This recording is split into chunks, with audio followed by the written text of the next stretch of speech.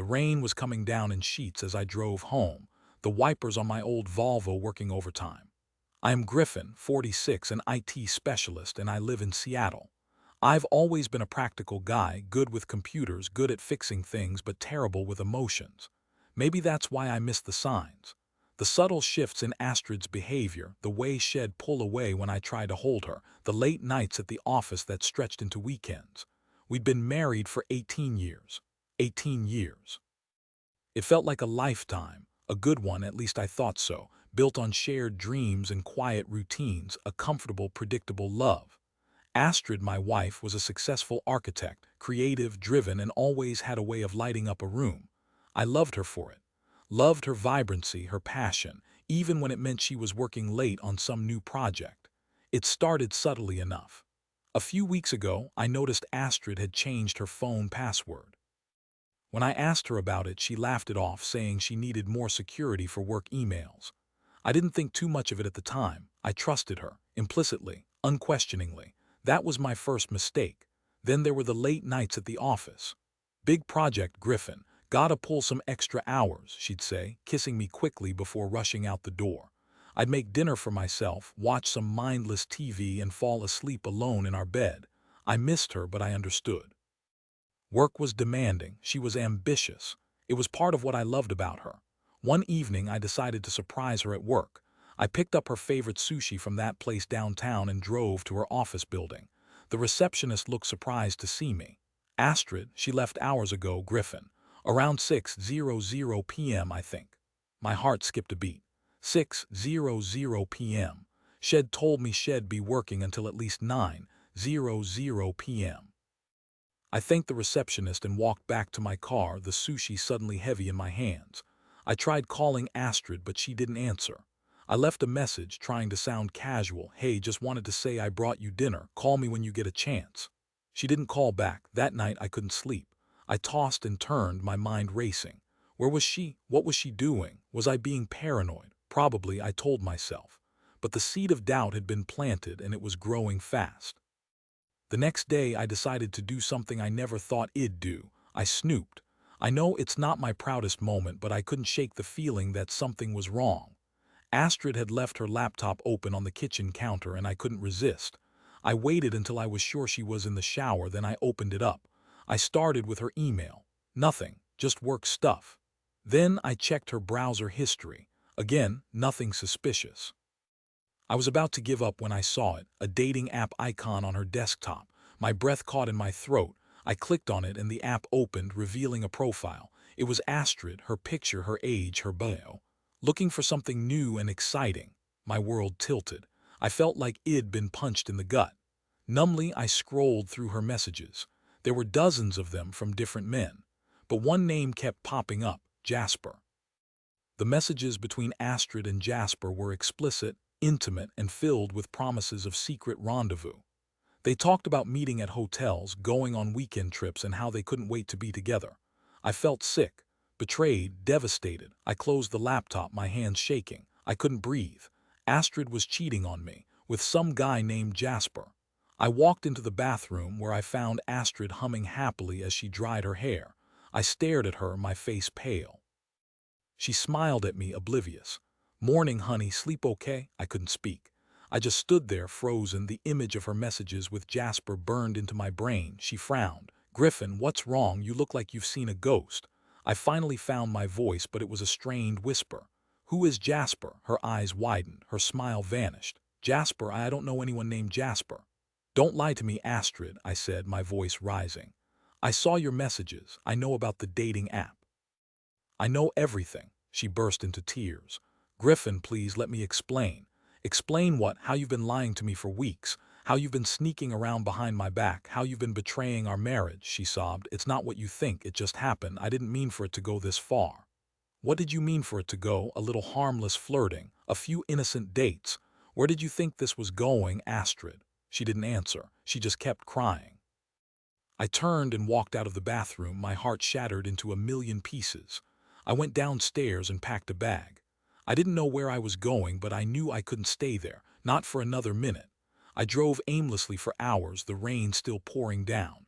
I ended up at a small motel on the outskirts of the city. I checked in, went to my room, and sat on the bed staring at the wall. I felt numb, empty, like a part of me had died. I couldn't understand how Astrid could do this to me, to us. We had built a life together. We had shared so many memories. How could she throw it all away for some fleeting affair? I replayed our marriage in my mind, searching for clues, for signs that I had missed. Had I not been attentive enough? Had I not been romantic enough? Had I somehow driven her into the arms of another man? But the truth was, I had loved her. I had cherished her. I had always put her first. And in return, she had betrayed me in the worst possible way. The next few days were a blur. I barely ate. I barely slept. I just wandered around in a daze, trying to make sense of what had happened. I called my best friend Lionel and told him everything. He was shocked and furious. "That bitch, I can't believe she would do that to you, Griffin. You deserve so much better." Lionel offered to come stay with me, but I declined.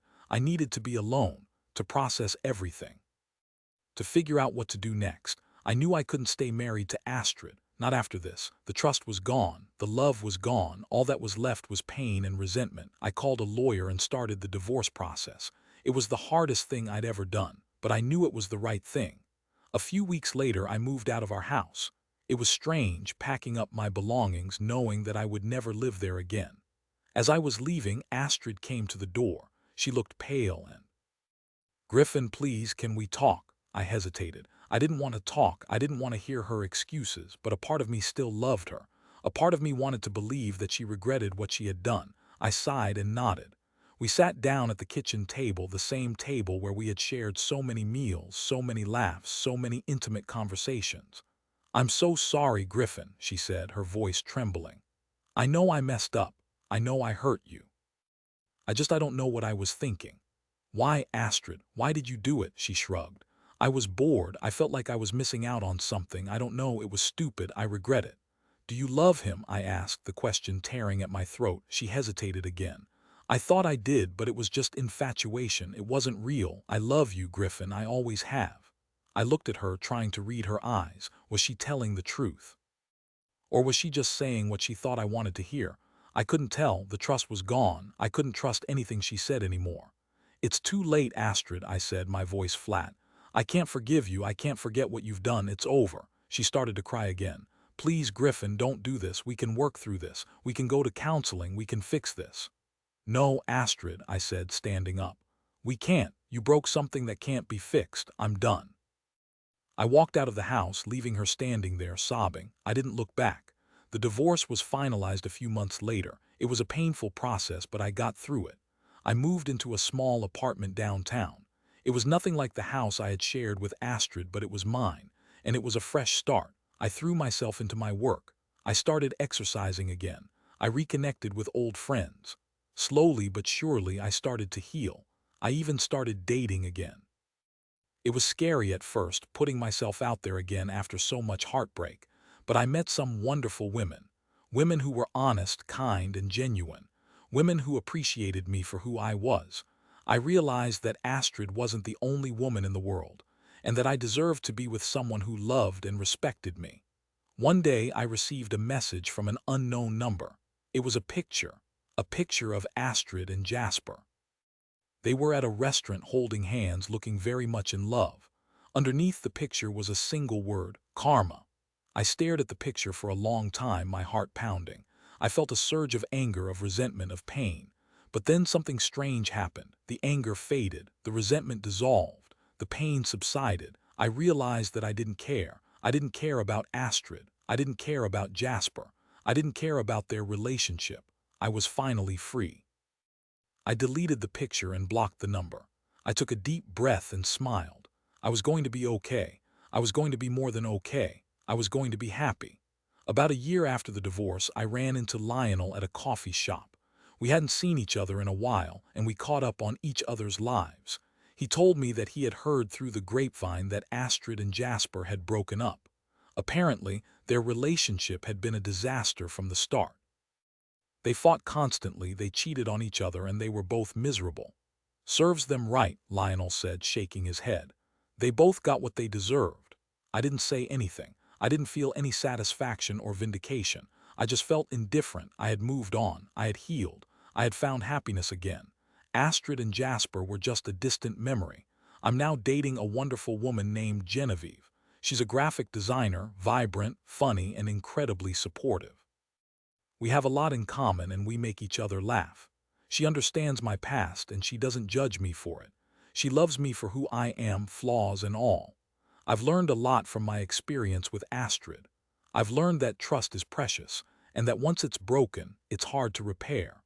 I've learned that communication is key to a successful relationship.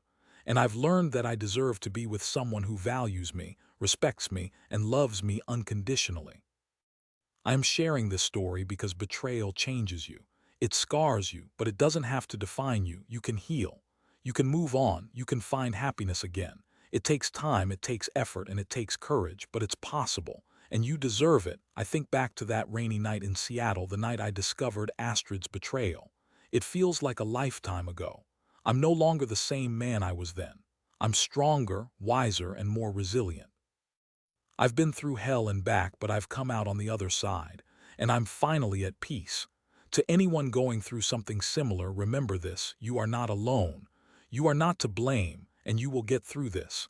Stay strong, stay positive, and never give up on yourself.